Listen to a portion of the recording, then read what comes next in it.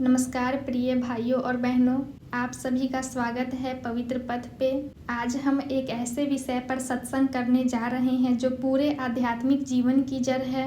वह विषय है मन की शुद्धि। मन ही वह स्थान है जहाँ से हमारे विचार जन्म लेते हैं। मन ही वह भूमि है जहाँ से कर्म उत्पन्न होते हैं और वही कर्म हमारे जीवन का भाग्य बनाते हैं। यदि मन शुद्ध है तो जीवन शांत हो जाता है, यदि मन अशुद्ध है तो बाहरी सुख भी हमें शांति नहीं दे पाते।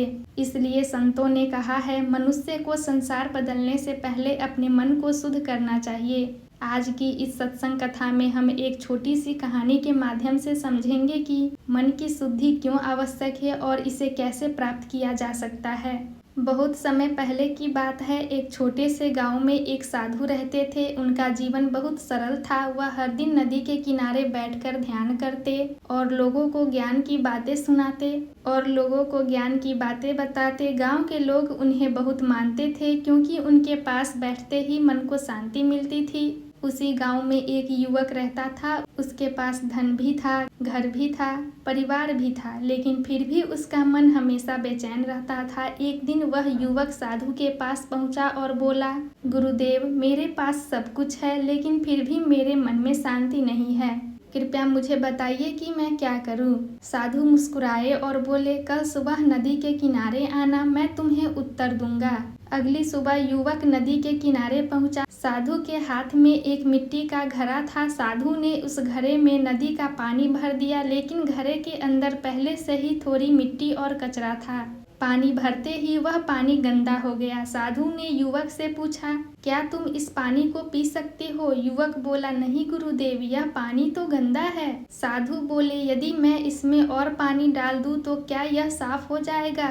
युवक बोला, नहीं, क्योंकि घड़े के अंदर ही गंदगी है। साधु मुस्कुराए और बोले, यही तुम्हारे मन की स्थिति है। तुम बाहर से धन, सुख और सुविधाएं इकट्ठा कर रहे हो, लेकिन मन के अंदर ईर्ष्या, क्रोध, अहंकार और लालच भरे हुए हैं। जब तक मन के भीतर की गंदगी नहीं निकलेगी तब तक जीवन में शांति नहीं आ सकती।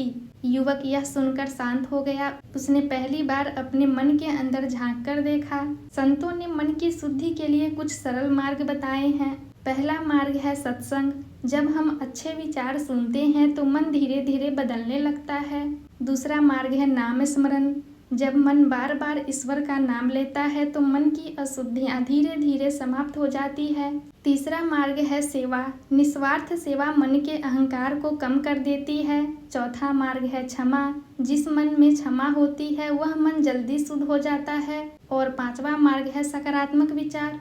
हमारे विचार ही हमारे मन को बनाते हैं। यदि हम हर दिन प्रेम, दया और करुणा के विचार करेंगे तो मन अपने आप पवित्र होने लगेगा। एक और छोटी कथा सुनिए। एक संत ने अपने शिष्य से कहा, यदि तुम कमरे में अंधकार को निकालना चाहते हो तो अंधकार से लड़ो मत, बस एक दीपक जला दो। ठीक उसी प्रकार मन की बुराइयों से लड़ने के बजाय हमें भक्ति का दीपक जलाना चाहिए। जहाँ भक्ति का प्रकाश होगा वहाँ मन की अशुद्धि अपने आप समाप्त हो जाएगी। प्रिय भाइयों और बहनों, मन की शुद्धि ही आध्यात्मिक जीवन का सबसे बड़ा साधन है।